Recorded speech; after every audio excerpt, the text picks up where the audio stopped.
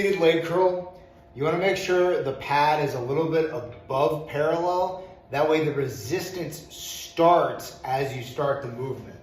For example, if I had it all the way down here, it's an extreme example, there wouldn't be any real resistance. Same thing, if I had it here, right, the resistance wouldn't really start until the last third of the movement.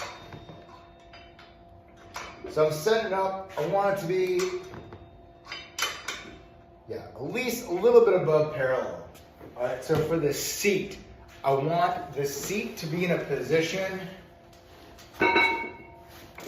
where my legs are supported, but I can still fully get my ankle behind the seat. So for my leg length, this looks pretty good.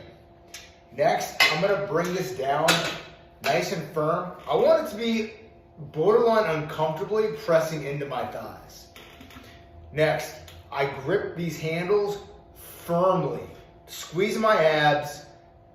There shouldn't be an arch in my back. This is what you want to avoid, right? So flex your abs, chin down, grab the handles firmly.